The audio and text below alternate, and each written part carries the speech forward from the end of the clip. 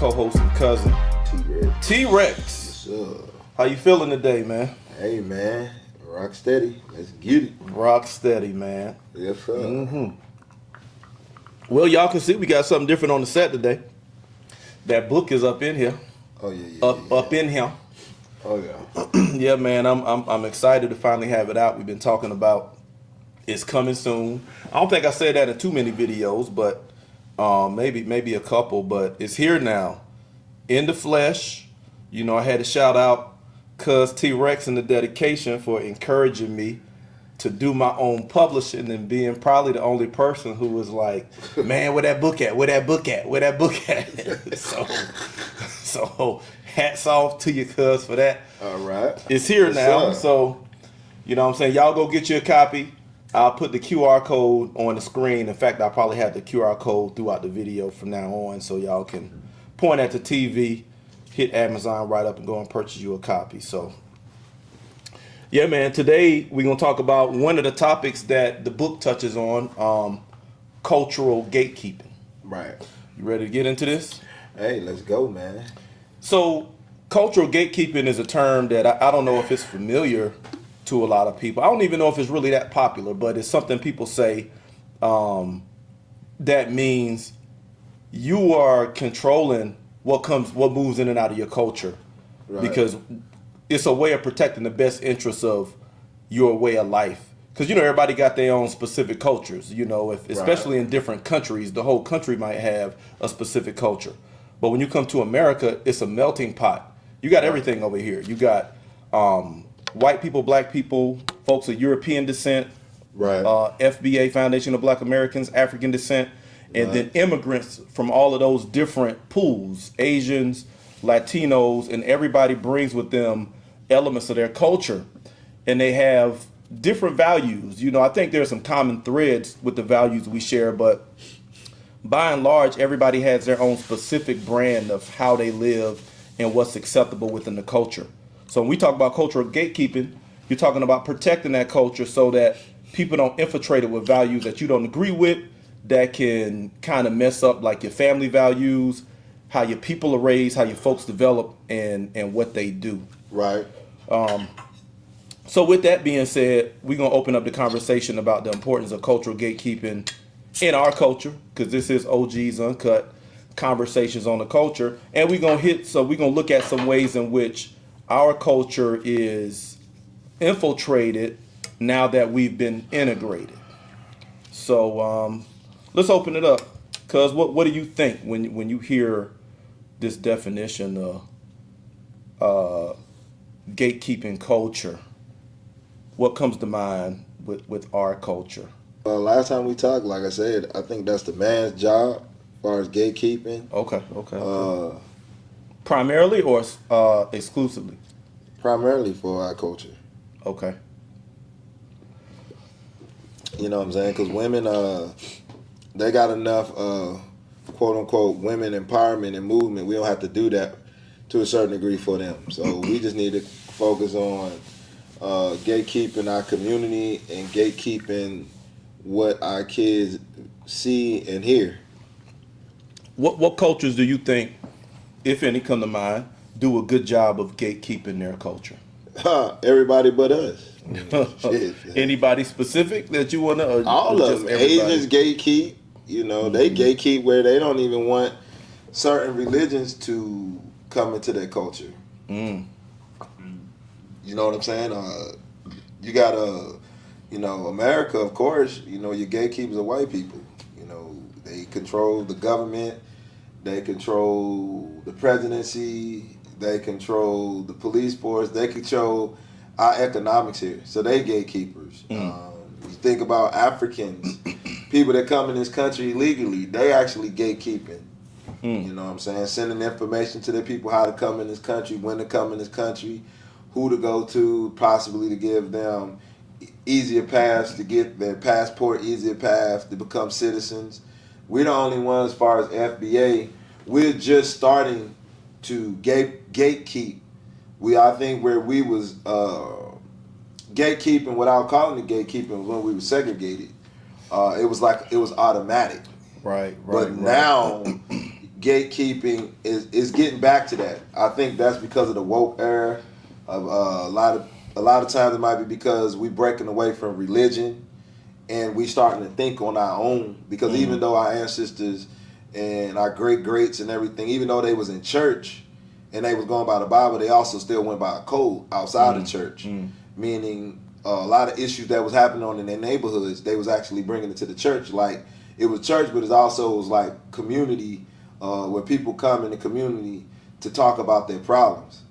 So even though they was in church believing in the word, they also brought their issues and stuff that was going on in the community to church. Facts. But today now churches don't do that. They say leave politics with politics and leave the church with the church.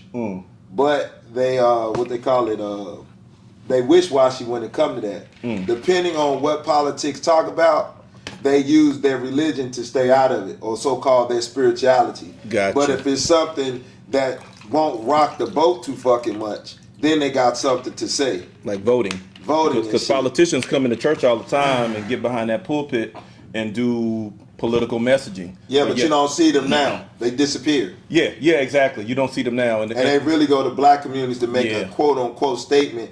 They try to make it their business to go to particular churches like AME churches and shit. But you don't do it all 40 years. Yeah, so that's what I think.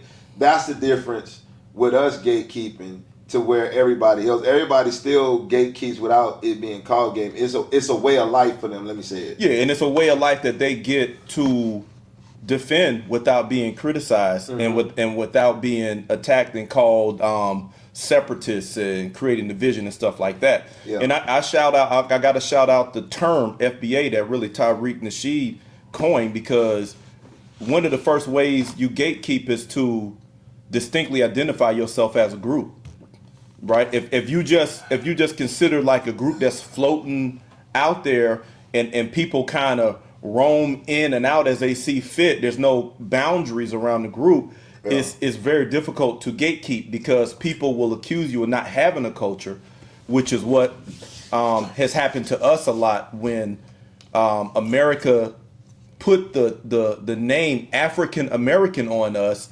It linked our identity exclusively to Africa and didn't recognize the distinct culture we created here in the Americas. Right. And some folks haven't already been here before Columbus and all of that. So FBA does what other groups already do.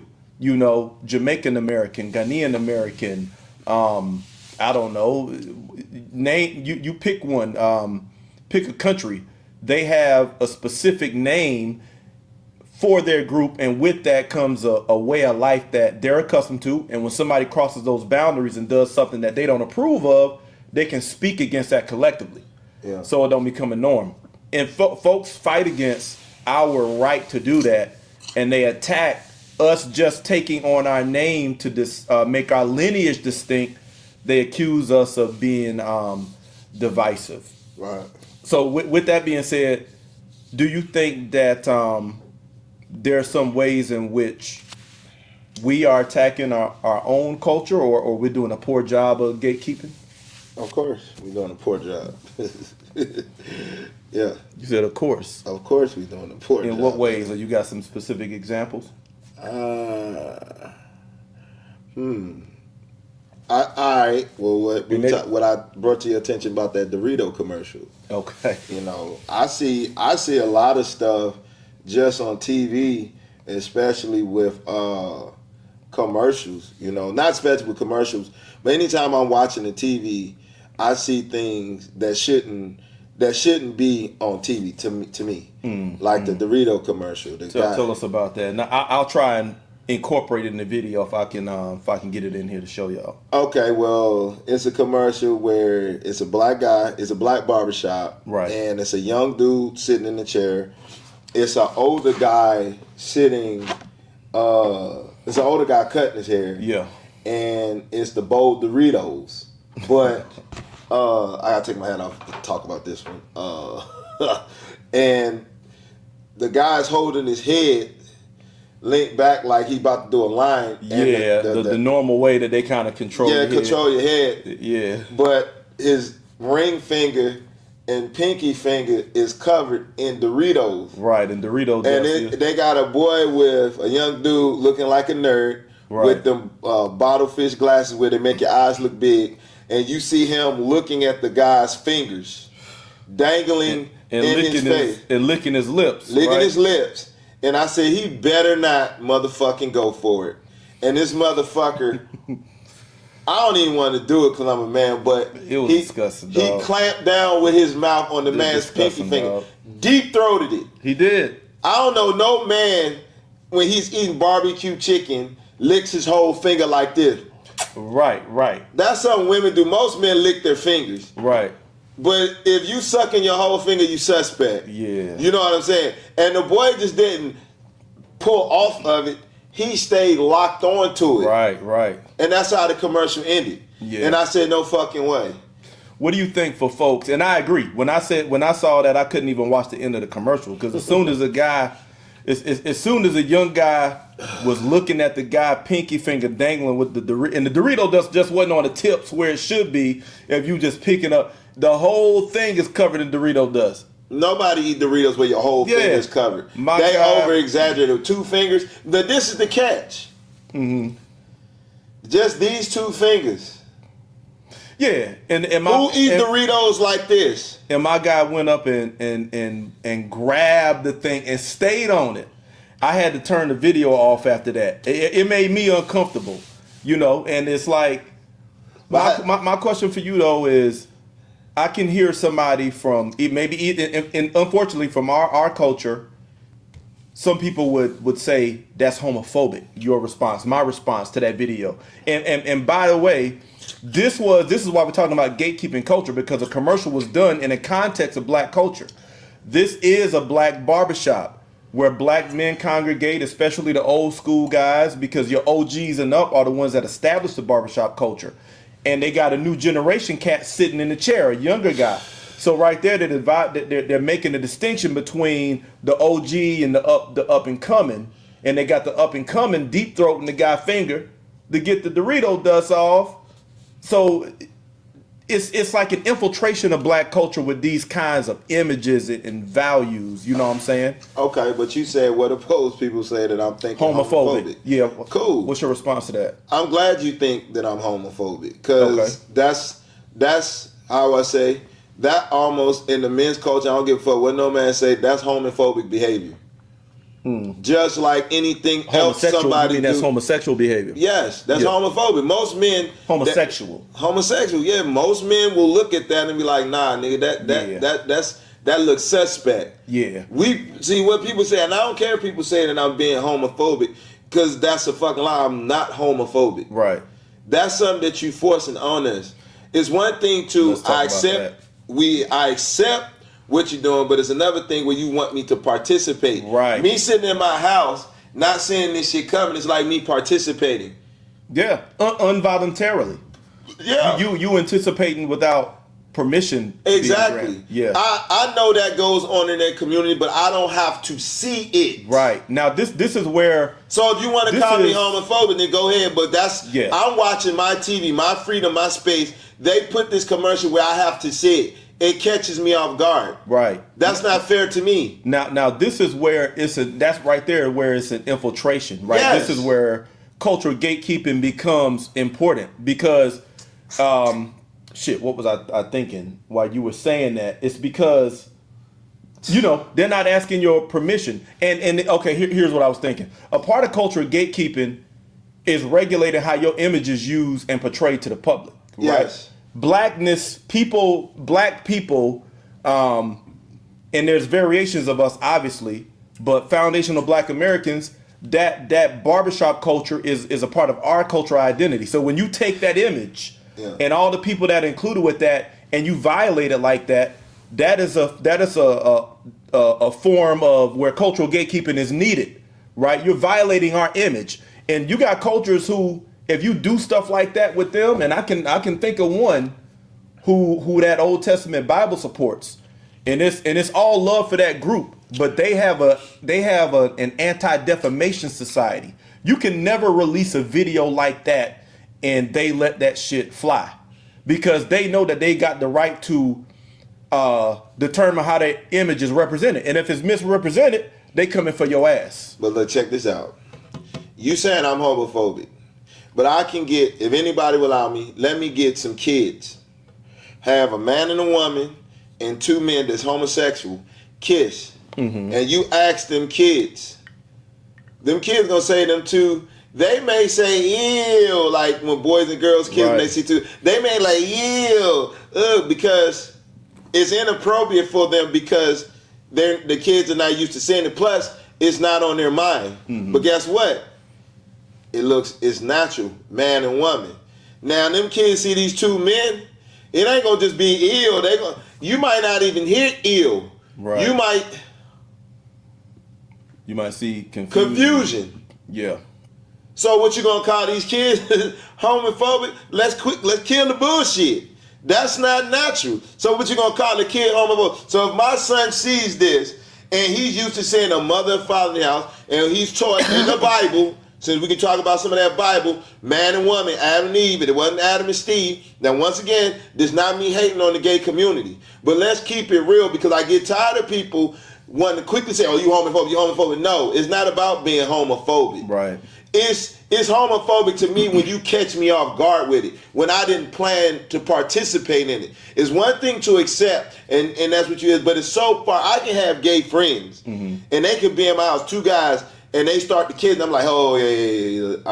That's starting to look weird. I'm starting to feel uncomfortable. I know you gay, I know we cool, but I just can't stomach y'all kissing. You're taking it too far. Right. It should be some parameters. And I think it's that don't mean I'm homophobic. Exactly. And here's my response. People need to stop the bullshit. Here's my response to that. The label homophobic is an attack, and folks who use that know for people that's not even homophobic. They know it's an attack. Yes. You know what I'm saying? Because you are trying to villainize people for holding their own perspective and their own values in the same way you're wanting folks to respect your values. That's what I was getting to. We've never, me growing up in South Carolina here, you know, coming up in school, we knew the dudes who were a little bit soft, right? We knew the dudes who probably weren't really interested in chicks. Nobody had a problem with that. Nobody had to be taught how to deal with them, how to respect them. They were cool. They were at the lunch table. They were at the rehearsals. Shit was automatic. All of this stuff. It was automatic. We understood respect.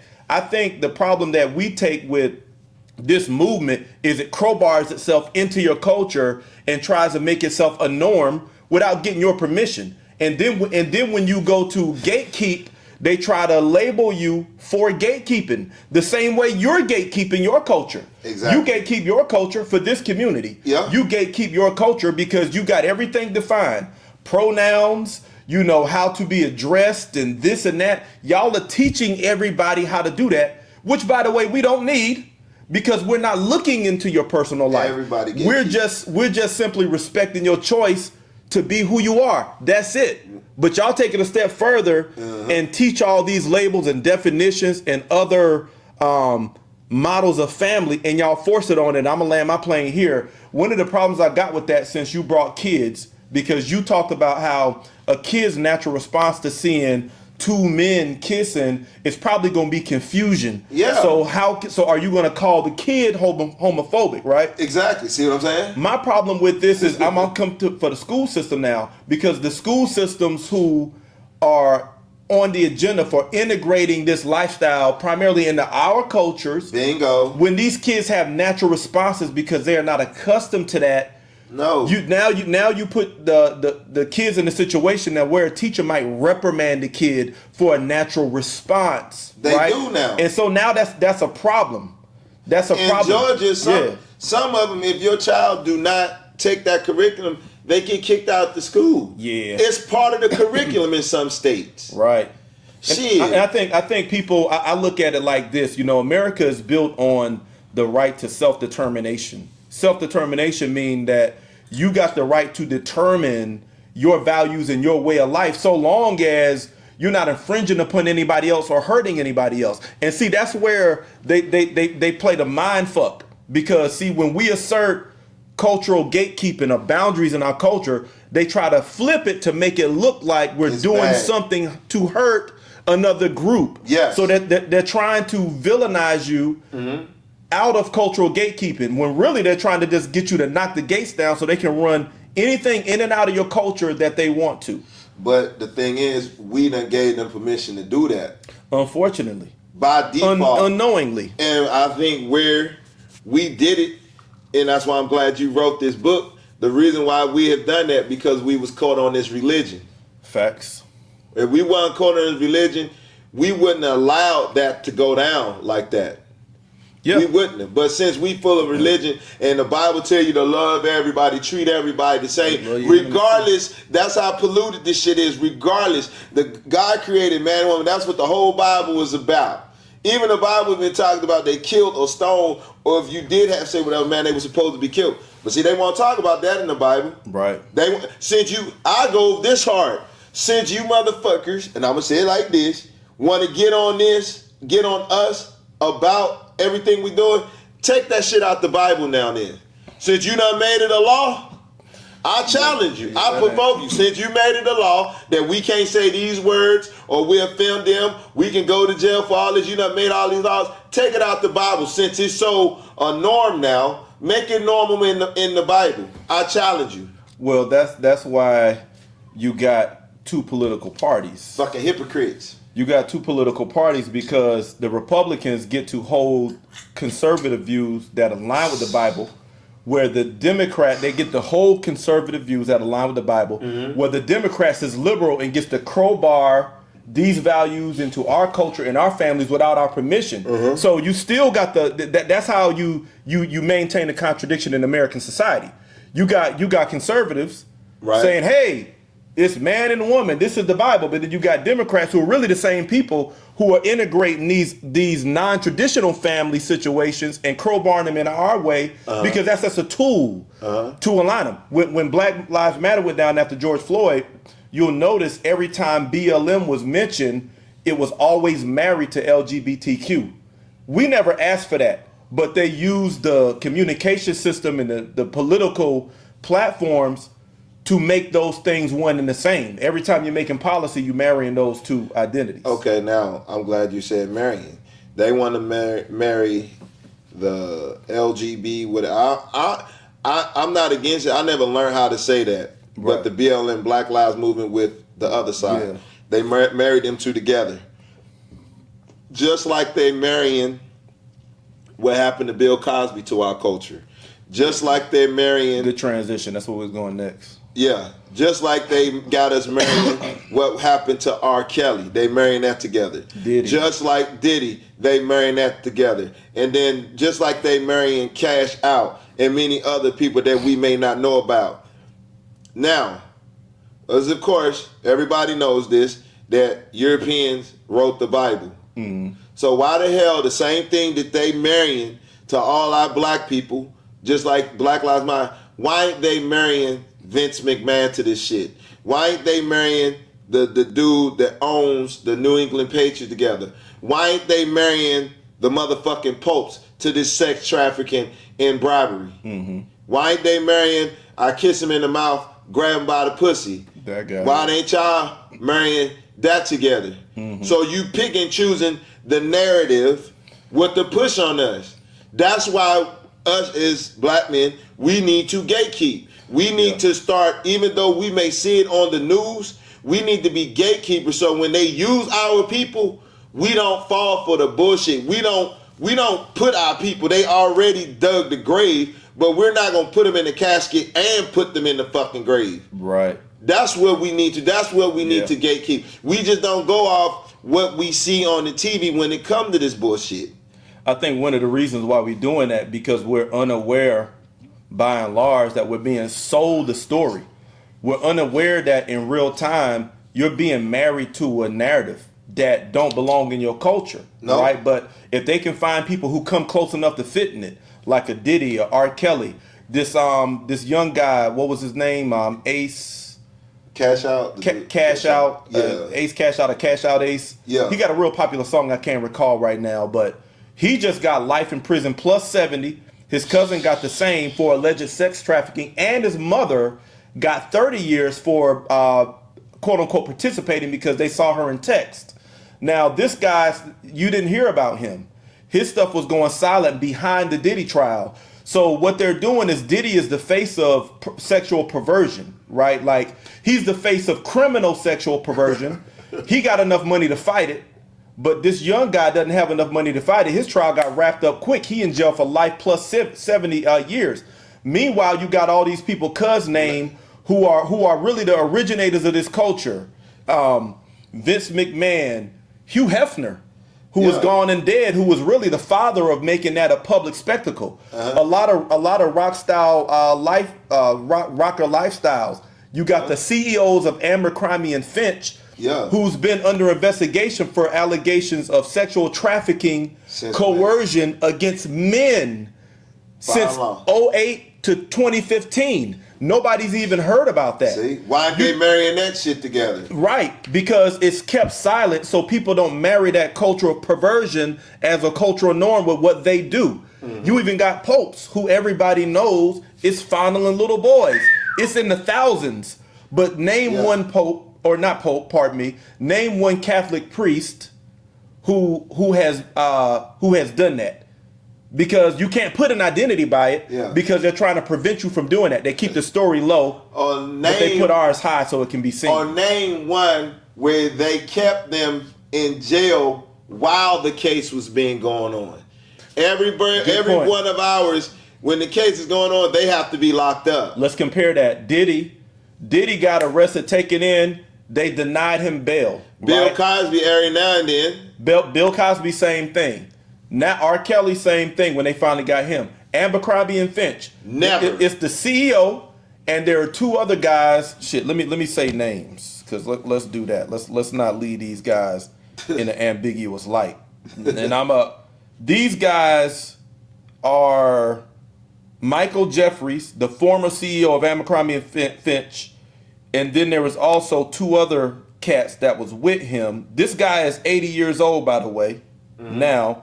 And there are two other gentlemen, well, let me not even call them gentlemen, partners of his by the name of Matthew Smith and James Jacobson, who were accused, and I'm going to read this article from CBS News New York. It says, Michael Jeffries, this is now, here's what happened. They got out on a $10 million bail. They get to walk free while the trial, they're doing discovery and building the trial. Diddy didn't, R. Kelly didn't, Bill Cosby didn't. Them guys locked down. Even Ace Cash Out didn't either. Yeah, Ace Cash Out didn't either. These guys from our culture are locked down for these allegations while the public is flooded with information about the case, further stigmatizing this behavior in our culture. These guys, on the other hand, CEO of Abercrombie and Finch, who way richer than Diddy, put up a $10 million bail. How much money you sitting on to be able to pay $10 million and still chill, They out free. Now, the most recent article that I seen, May 4th, 2025, says that Michael Jeffries, the former CEO of Abercrombie and Fitch, is not competent to stand trial on sex trafficking charges in New York. A federal judge ruled out. How convenient. It says the court finds a preponderance of evidence that the defendant is presently suffering from a mental disease or defect, rendering him mentally incompetent to the extent he is unable to understand the nature of consequences of the proceedings against him or to assist properly in his defense. Lawyers filed a letter in federal court last month saying the 80-year-old requires around-the-clock care because of Alzheimer's disease. Who cares? Of course. Who cares? Of course, because if you're in our culture, they'll handcuff your ass to the bed if you're in the hospital. Bill Cosby legally blind. They still made him go. They still arrested him. He still had to show up for court. I think the other thing is us pulling out facts like this is also branded badly, right? Because people like to label conversation like this as hate. Conversation like this is only hate because you're uncomfortable hearing it. It's truth. I'm reading you a news article. You've seen what transpired with Diddy in the news. These guys are doing far worse than Diddy. These guys are actually flying out. We ain't even heard nobody who Diddy actually flew out. Yeah. And I'm not even defending Diddy because I don't know the circumstances. I ain't read his stuff. But we don't know anybody that he flew out. They flew out multiple men over multiple years in what they call a sex trafficking enterprise. And they use their position, power to coerce these guys into sexual acts. And you don't even know their names until now. Now, this is the thing. with Bill Cosby, they had a list of people before they started the trial. They made sure they had people. Most of them anonymous. R. Kelly had people. When they got Tiger Woods, they had multiple people. Tiger Woods, another one. When you have Ace Cash Out, not just arrested his mama, him, but got his mama and somebody else. What I'm saying is with us, they go after the main person and other people. Right. Now, you heard about Vince McMahon. You don't hear about nobody else, just him. Right. You don't see them going after people and say they for one the case they free, then they're not even bringing people to testify against them. A long list with the issue with the man. I like to kiss my mouth, grab my pussy. You hear about it, but you don't see them bringing up the people. Fitch and Crombie, where are these guys at? Y'all make sure y'all go after the people that our people do. Y'all even go to their Texas and find numbers to get these people to testify. But we don't see you with that same kind of energy when it comes to the other side.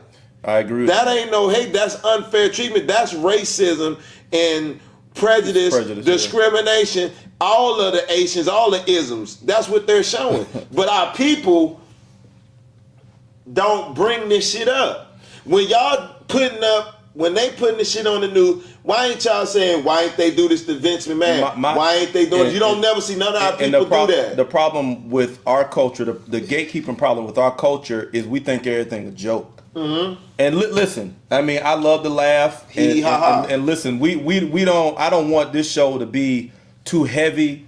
However, we got to be honest about what's going on around us. Because if we're not addressing it, if we're not cultural gatekeeping, it's only so long before it'll make it to your door. Yes. You think that it's touching Diddy, it don't relate to you? Shit. It's Diddy is used to set a precedence to go and grab other folks. That's how Ace Cash Out is hooked up now on the same charges that Diddy got hit with.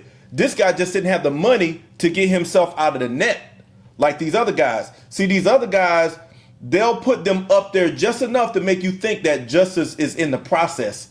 But over time, you'll see that it fades out, or they get a slap on the hand, or next to nothing. They grooming our culture like they do it with rap, just like they doing it with drugs. They grooming our culture to use this as a tool to destroy each other.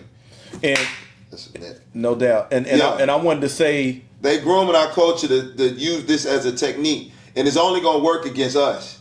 It ain't gonna work against nobody else. It's clearly targeted. We got enough examples to show it's targeted. Like, this isn't just, we just gave you recent examples. Probably the most recent is the oldest example we gave you is probably R. Kelly and Bill Cosby. But shit, we can go back to the early 1900s with Jack Johnson, the boxer, where they was trying to get after him. This kind of allegation is what got Black Wall Street in Tulsa, Oklahoma burnt down. Yes. This is a cultural practice. Rosewood. This is a cultural tactic employed against us. And I think that, listen, we got to make our jokes and stuff. Like, I know when somebody up, 1,000 bottles of baby oil, that material is writing itself for comedians and those who want to get clicks and views. But we got to balance out that comedy with reality.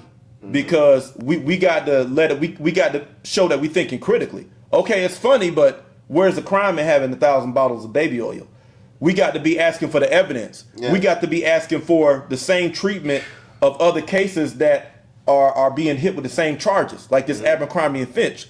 Why isn't it getting so much press? The problem with us is, like Cuz said earlier, not only do we do a poor job of gatekeeping, but we help the opposition to fuck up the culture.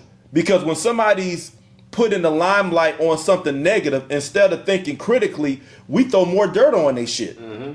We're not even looking at how worse is going on in other cultures, and nobody's even batting the blind eye at it. Ain't saying shit about it. Yeah. So we advance, we accelerate the narrative for this kind of cultural stigma to be attached to us. And that's why we're saying we need to gatekeep. But speak specifically why you feel like it's our job as men to be cultural gatekeepers. For one, I think it's in our DNA. We was already as protectors, right? As protectors, yes. DNA as men, period. This is for Asians, Europeans, Facts. and everything. That's just in our DNA. Yeah. So this not for black men. Right. So by one, it's in our DNA, and then it was in our culture before we was colonized. It was in our culture when we was segregated, where this idea of gatekeeping, Yeah. But before we called it gatekeeping, but where men dropped the ball is when the system started working against us and teaching our women to go against us. Yeah. After segregation, that's when we dropped the ball. That's when they said, okay, now we can flood the neighborhoods with drugs because the men are weak. They're not thinking. We got the women to go against them. Now let's put these drugs in the community, lock them up, disturb the household of these young men not having a positive male figure in their life. So that's what ended up happening far as us with gatekeeping. And in terms of moving from segregation to integration, I'm sure you'd agree that integration was where the infiltration into our culture began. Because when you looked at us before or during segregation, you didn't see these kinds of things. You seen the allegations and the vigilante groups come in and bring out street justice and stuff like that, but we knew that was racially motivated. It was clear. We didn't fall for it like we do now. And we knew what it was. It was racially motivated. But now that we're integrated, they get to put these things on our culture and attach them to us as if it's a part of who we are. And that's what we're saying here. You're attaching sexual perversion to our culture using high profile names when that's not how we get down. We're not saying we ain't got no weirdos. We got weirdos. But by and large, that's not how we operate. That's what you are trying to infiltrate us with, because we can look at the Catholic Church, who endorsed slavery, by the way, who got it popping through Christianity. Yeah. But look at that perversion through all those priests. That's a cultural thing. That's not one-off behavior. This guy did it, we got to get him. Nah, this thing keeps happening and nobody ever gives it the attention it needs or ties name to it so we can be specific with who's doing this. And that's like what I said, and the word that you said, I like. They don't want the stigma.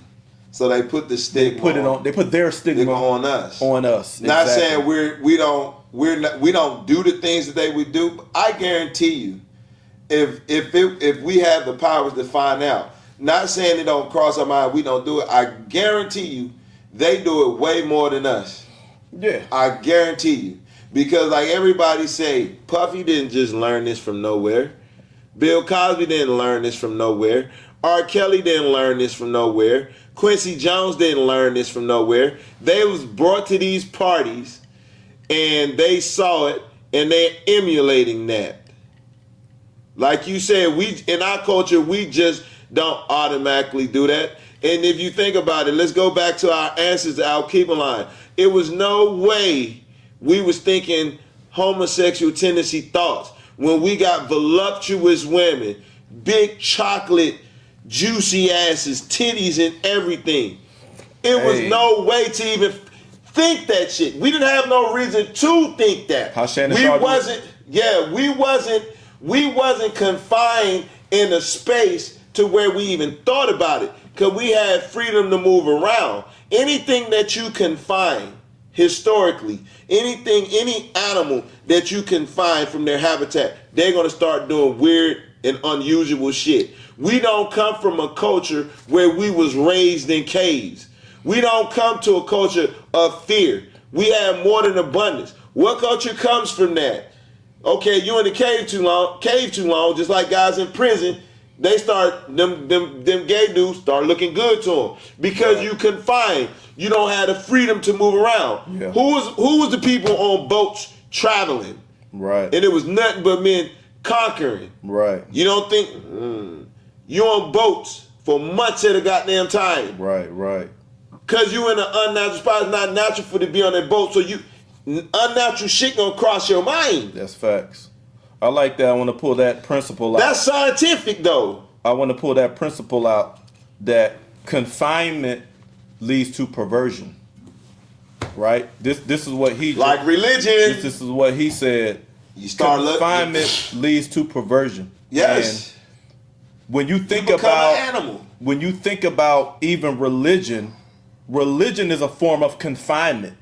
Psychologically, it's psychological confinement, and a lot of people don't want to own that, and that's what I talk about in the book. I get into the psychology behind Christian doctrine, but it's a form of confinement because one thing it does is it confines your natural desires, especially when it comes to sex, instead of allowing you to express that and learn to express it in a healthy and responsible way. Yeah. That's how you should do it, because that desire is natural. It comes from the Creator. It's on you to learn how to regulate that and how to control that. It's not for you to confine it and to restrict its expression. Without education or nothing. This is why you got Catholic priests with all this perversion, because Catholic priests cannot marry. They're not supposed to marry, especially in the Catholic Church. There are exceptions in the Eastern Orthodox Church, but you're confining these guys' sexuality to an unnatural disposition. So what you think they're gonna look at? Look at the natural outcome. Perversion. They're touching little boys. Now they don't even wait till they become men. Yeah, they don't even wait. Look at the level of perversion. You're exploiting and perverting the little boy's head. I'm not even gonna deal with that because it's disgusting to even describe it. Yeah. But saying it is enough. But some of them probably banging them nuns over there. You will never know it. You know what I'm saying? Raping some of them hiding that. Yeah. But it's confinement leads to perversion. Even looking in the prison system where they talking about, y'all know sagging pants came from the prison system. They used to say that to discourage young men to get sagging. Even if the pants wasn't sagging, they still were going to do something perverted. I'm just saying. Yeah. But my point being that people point to that because the perversion originated in the prison system, because they're saying that they allegedly say that the guys would lower their pants, sag their pants to let whoever know, hey, it's advertising, right? Yeah. Whatever. But my point is this. Perversion happens in confinement, like T-Rex was making examples of. When you put guys, historic with it. Yeah, when you put folks in them situations like that, they become animals, and that's not natural, normal in our culture. But they use these high-profile situations to try to make it a norm, and they advertise us around the world with this. This is why this gatekeeping is important. And let's get into how we gatekeep. And I'll leave with just saying, being able to interpret the story the way we do and not the way it's presented to us, right? Because they give you Diddy and they give you these big storylines, 1,000 bottles of baby oil, all of this stuff, and you just digest it as is instead of breaking it down and looking at it and saying, okay, I see that, but we don't know about this. We don't have evidence there. We just take these storylines and run with them. Hook, sink, and however they say, we run with them. Yeah. And we end up fucking ourselves up. And we pull the stigma onto ourselves because we don't understand what happens to Diddy is setting a precedence for all of us. Yes. Yeah, so. Now, the only, how to deal with it, a technique for us to deal with it as far as gatekeeping, as far as our community, hey, and what's that saying? If you see it, speak it, or something like that. See something, say something. See something, say something. But when we see something, say something, just keep it in our community. Just keep it in our community. Even in social media, just keep it in our community. Right. That's one thing. You see something, say something. Right. And men have to start trusting their motherfucking gut instincts. They don't trust their gut instincts no more. Oh man, I know I should say something, but I don't want. Nah, man, stop being scared to speak, man.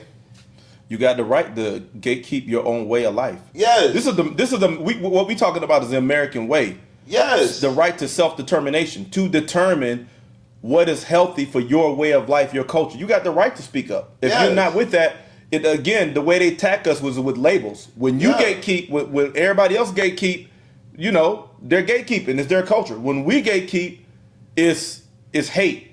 Yeah. It's whatever. Yeah. And this is another thing that I'll say for as far as men, when we start to see other people from other community or ethnicity come in to rectify or even if we having a misunderstanding, we need to be saying, no, stay the hell out. We got this. Yeah, facts. We are very prone to allowing other people to come in to speak about our issues, and we never. We need to stop doing that. And very few people. Well, more people are doing it now. Let me give us credit, because I've been in these discussion spaces where we're talking about a conversation in our culture, and you have folks from other cultures come in, and they like, what the hell are you doing here? No, that's my question. Why are you here? Why are you weighing in? And this is why they don't let us do it. Yeah, this is why it's important to set your cultural boundaries. Yes. Because when somebody crosses over into your culture, you let them know, hey, you're in our culture now. This is our cultural discussion. Why are you weighing in? Why are you criticizing the standards that we set in our culture? Because we can't go in a conversation that's exclusive to your way of life and start telling you what the hell you should be doing. When they have their community meetings, they don't let everybody know. Why do we have to let them know? I'm to the point, even if you're having a meeting and somebody sits down, you have to leave. We're not going to say that we just want to observe. No, get the fuck out. And I agree with that, because, a lot of folks... If you just want to observe and not say nothing, why are you here any fucking way? Let's keep it real. We got enough folks already in the culture who compromise and who willing to, who done sold out like that. So we don't need no other people coming in. And that's the thing. People feel comfortable coming in our culture, because we won't set no boundaries. And we are setting boundaries now, but in the past we haven't. But folks are fighting now that we are. Yeah. And again, they're putting the labels on you. Why are you being divisive? Why are you being hateful? And that's exactly how we have to respond. Fuck it. You know what I'm saying? Y'all don't let us come in y'all shit. That's the attitude that you have to have, is fuck it. You know what I'm saying? You're not invited. We don't owe you no explanation. It's the same thing like that's how they feel. It's the same thing like when you're running your household. You don't allow nobody to come in and tell you how to run it. It's just like when you see on YouTube, when the police pull us over and we say, why you pull us over? You ain't got no problem. Got what? I don't have to tell you that. You remember that black cowboy?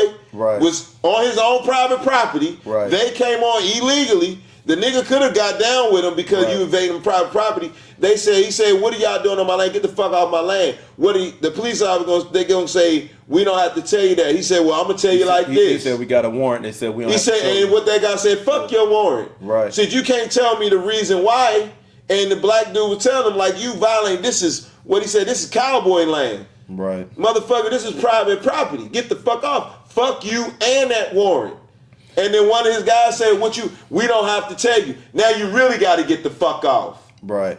And he said, we get off these horses, we going to get down. Right. You saw them motherfuckers get off that man's land because they broke that law. It said on the stick, black guy told him, on the gate, it says private property. Private property. And, I think that, we have to normalize. That motherfucker own that land. He got a right to tell him that. We got to normalize, like, this kind of conversation. You know what I'm saying? Like, the fact that first of all, it's okay to establish boundaries for your culture in the same way it's okay to establish boundaries for yourself as an individual. Yeah. You don't let somebody just come into your space as an individual and dictate to you and put labels on you that don't belong on you. You don't let people do it to your household. No. You don't let people come when you were with your kids and say, ho, why you teaching them that? No, it should go like this. No. Or why is he wearing that? Or why is he you have a boundary for your family. As an individual, for your family, the next step is community and culture. The boundary just moves further outward. So the trick here is people want to make us feel like we don't have a culture. And that's a Jedi mind fuck, just that to give them permission to come in and out of your space with all kinds of fucked up values as they see fit, and make you feel like you don't have the right to gatekeep. Shit. To that you got to say fuck them. Yeah. You know what I'm saying? You got to gatekeep, because if you let people keep bringing this shit that's not for your best interest, you're going to look up around and you ain't even going to recognize your own damn kids, because other people are raising them with values that they bring from the outside, just like that Doritos commercial. And this is what people say, why God is allowing this? You are allowing this. It ain't no God. You are allowing this. You allowing this unnatural shit to happen. You don't need the government to tell you if something right or wrong. Mm-hmm. You already know it's right or wrong. Yeah. But so instead of you taking ownership, which we were talking about accountability, and say, I'm not going to leave it to somebody else. But since you done gotten lazy and unconditioned to do that, you want to blame God or you want to blame this motherfucking devil, which really they both one and the same. It ain't God or this devil for all y'all Christian people. It's motherfucking you. Right. It ain't God or the devil. Why does this keep happening to us? You, motherfucker. You. Don't put it on the white man. Don't put it on God. Don't put it on the devil, because we can control our shit. We just have to set boundaries and be accountable for our shit. And if it means them wanting to get bucked, then fuck it, we get bucked back. Fuck it. We ain't got no trade. We ain't bringing no harm to you. We just telling you, mind your fucking business. We got it. Just like y'all tell us. Now, if you got a problem, we all got a motherfucking problem. Facts. That's how I look at it. And I think when you do set boundaries help you see who you're dealing with. Yeah. It's, especially when it comes to respect. If you want to know if somebody respects you or not, set a boundary and see how they deal with that boundary. They ain't gonna fuck with you. See if they try to gaslight you and put fucked up labels on you because of the boundary. That just tells you that they don't respect you. They want unregulated access in and out of your life so that they can bring whatever kind of influence that they want. Set them boundaries. Now that we're setting boundaries in our culture, we seeing how people really feel. You feel like shit. I used to have a license to go in and out and shit and piss and do everything I want to and run out. When we say, hell nah, get the hell on, now you want to put labels on us. But let us come over and try to do the same in your space. You know what I'm saying? And what's so goddamn embarrassing about it, dog, animals can do this shit don't have the fraction of our brain power. Right, right. You don't see lions going to chill with gorillas. Mm-hmm. You don't see gorillas chilling with lions. You don't see elephants chilling with jaguars or jaguars chilling with elephants. They all have an understanding of this is where we chill out. And it's so crazy that it was some park, national park, where all the animals are leaving because of the weather and the season changing. And you don't see them attacking and fighting each other. They just, But we can't do that. We have to have a meeting. We got to sit down to the table when this shit is naturally in our DNA. It is. That's so fucking crazy. Animals can do it with no IQ whatsoever. But we have to have meetings to discuss what we're talking about right now. Yeah. And you know, I think to add to that, what you're saying is true. Now, what he's not saying is we're not saying that we should be socially separated. Exactly. We're not saying that. We're saying that it's okay to have cultural distinctions and to protect what is behind your cultural distinction, because that is your way of life. Yes. So you dictate how that goes. So to have, what it's saying is the reason animals are all, if you go to an African plain, you see all kind of animals on that plane, but they're in their areas because their way of life is distinct. Yes. That's what we're saying. Yeah, of course we're going to intermingle. We're not saying that because somebody watching this now is anxious to put a hateful label on it. You know, oh, you're causing division. No, we're saying that distinctions already exist. We're just acknowledging them and we're respecting them, and we're acknowledging everybody's right to gatekeep their cultural distinction. That's it. Everybody else does it. So, you know what I'm saying? We're not asking permission to do it. And there's nothing wrong with division. Shit, because if the creator, not God, if the creator wanted us all the same, he would have created us all the same. I think division. There's nothing wrong with division. I think division, but division is used in a negative way. It makes it seem like the way division is, the word division is used in this context is make it look like you're trying to cause like a social divide or like a social discord. Yeah. Right. But that's why I say distinction, because we all together. That's what it is. Yeah. But it's my culture, my way of thinking, and my way of life is distinct from yours. Yeah. I might not follow your religion. Yeah. I might not follow Christianity. And see, that's one thing with cultural gatekeeping. We can say, you know what? We want to be Christian, or get that shit out of here. That's up to us. But you can't come and say you're not American because I'm spiritual, I'm not Christian. People want to do that. If that's what's a norm in your culture, do that.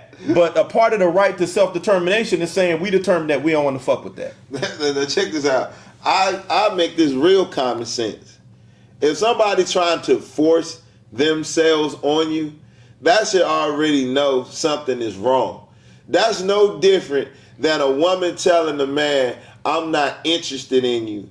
But what do they call that in the workspace? Sexual what? Harassment. They call it harassment. Or and if some men go so far to where they call it pedophile or anything. So if anybody has a problem with us saying stay out, we got this, and they still trying to press, forcing themselves. They forcing themselves or come up with laws to find ways to infiltrate you. That should already let you know they fucked up. So it's a form. So trying to force your views on someone else is a form of cultural harassment.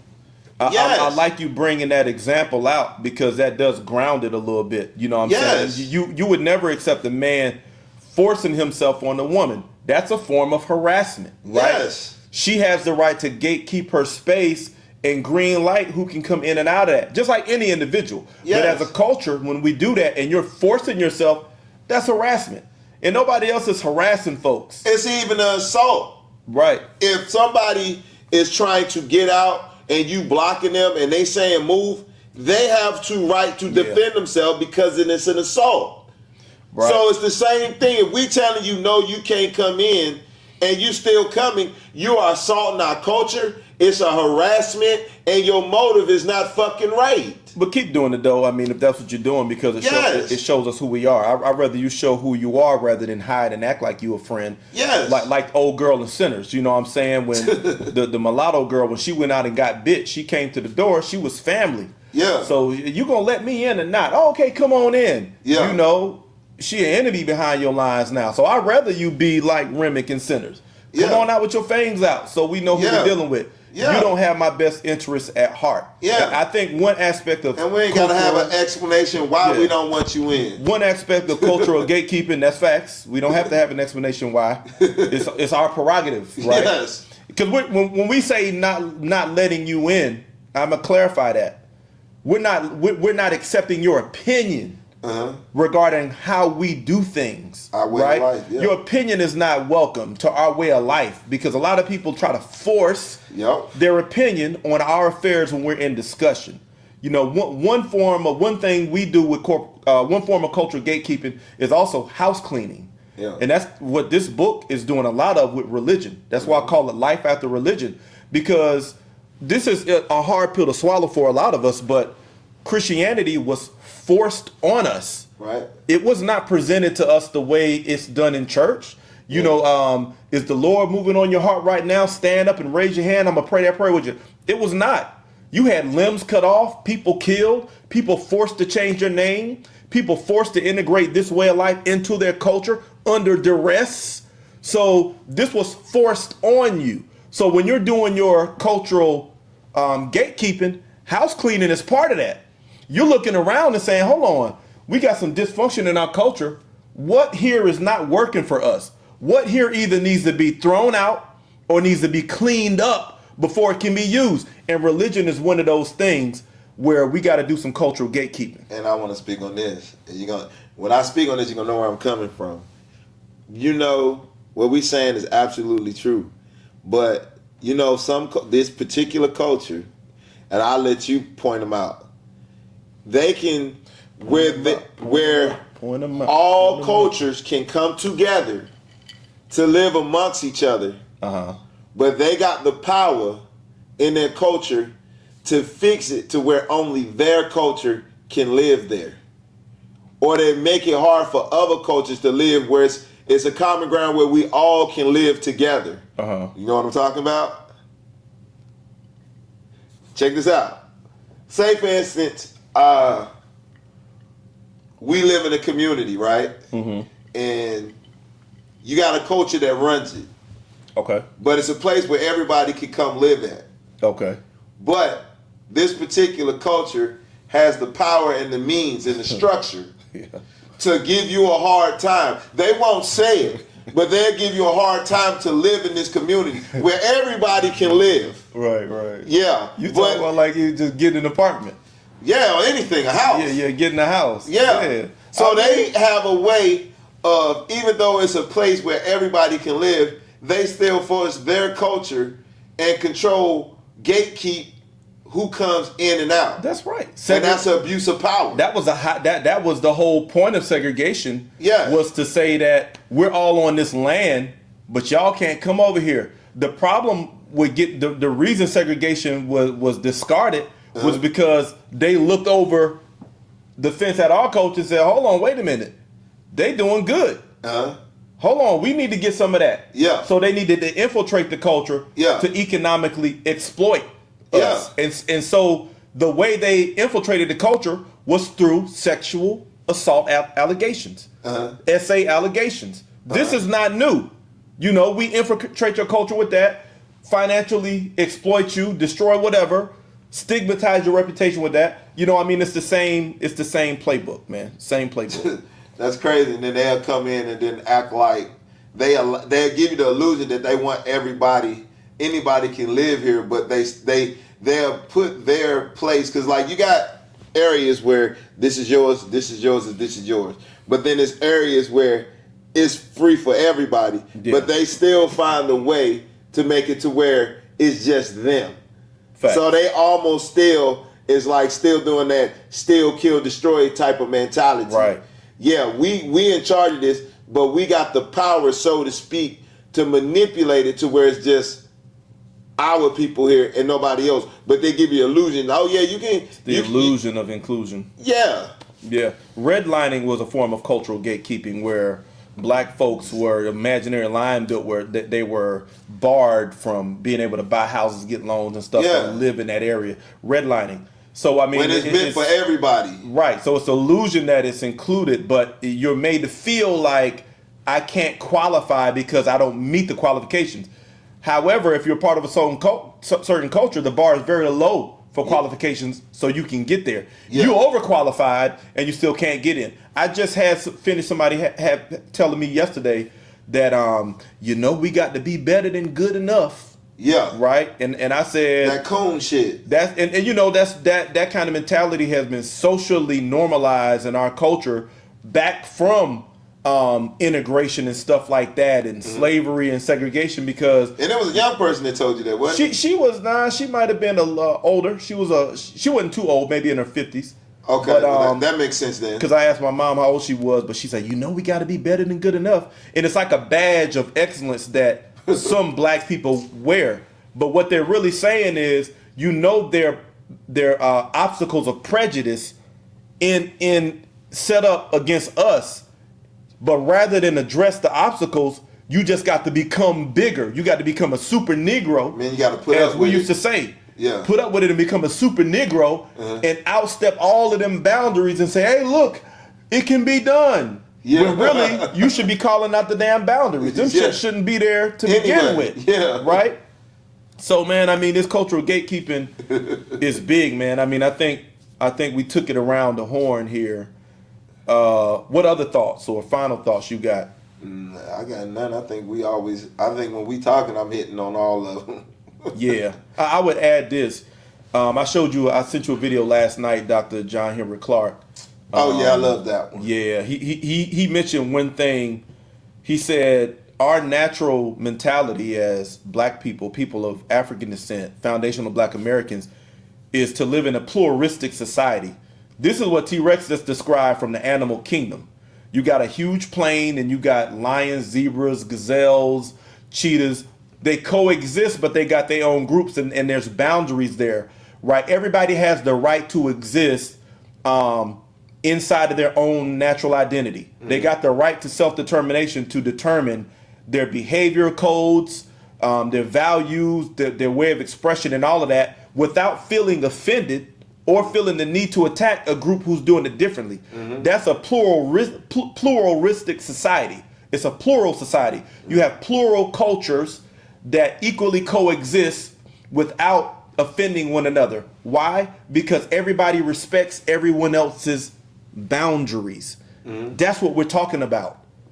Before you come in and try to mislabel this conversation as divisive and hateful, no, it's pluralistic. You can coexist and respect one another's differences and all have boundaries. Cultural gatekeeping. We got to get on it. We're getting on it. But we got to make people respect it and give ourselves permission to set these boundaries and not let people make us feel guilty about it and not allow people to put these labels on us that probably better fit on them. You dig? So we got a cultural gatekeep. So with that being said, you already know. Get this thing right here. Yes, sir. You see the QR code on the screen. Yeah. Just take that phone like this. Yeah. Like a cowboy, aim that thing, shoot, bam. It's gonna put you right on Amazon, make you a purchase, you ain't gonna forget it. What I want to say about this, since y'all hiding and not subscribing, you can at least get the book. Cause you still in the safety of your confinement of your four walls. You watching. Like church, because we know you watching. You watching. We see you posting. We done seen what done transpired after he done put this thing out there. So now, you ain't gotta, we would still love you to subscribe and not hide. Right. But we making it a step further because we know you still living in fear. You know you still can't speak your mind. And we will say, you're welcome. Because everything that we talking about, you want to talk about, but you scared to talk about it. So you're welcome. And we understand, my man did pass, I'm going to do it for him. Hulk Hogan. Hey. I hear y'all saying thank you. Okay, you're welcome. Get the book. You still safe. Nobody won't know. You can still hide in secrecy. Get the book. That's right. Hey, appreciate you, cuz. Appreciate you, T-Rex. You know, still championing the book. Yeah. You know, it's worth the read. And like he said, if you can't speak about it, read about it. Yeah, because we know what's on your mind. You know what I'm saying? Get it. It's an investment. Open your mind. It's going to challenge you. If you believe, for you believers, if you believe in God, have confidence to read stuff that's historical facts. Yeah. I got stuff in here that you can verify. I'm not just throwing out perspective. Yes, I'm saying things that you can go and look up and verify, but I'm painting the picture of a perspective that you need to see. Yes. But I along the way, I drop facts so that you can go and verify. If you feel like you drifting away and you start saying, I don't know, I put something in there for you to go look up and verify what I'm saying is not coming from me. It's coming from a historical source. So open your mind. If you believe in God and nothing is impossible with God, I think you will be all right. Read the book. Because like T-Rex said, we know you're watching. You know, go ahead and cop it. Y'all all is still in the same space. COVID-19. It was a COVID-19. Hey. And with that being said, until next time, we out. Make sure you don't watch it hide. Like and subscribe. Until next time. But you can't get the book. Get that. We out. Peace. Peace.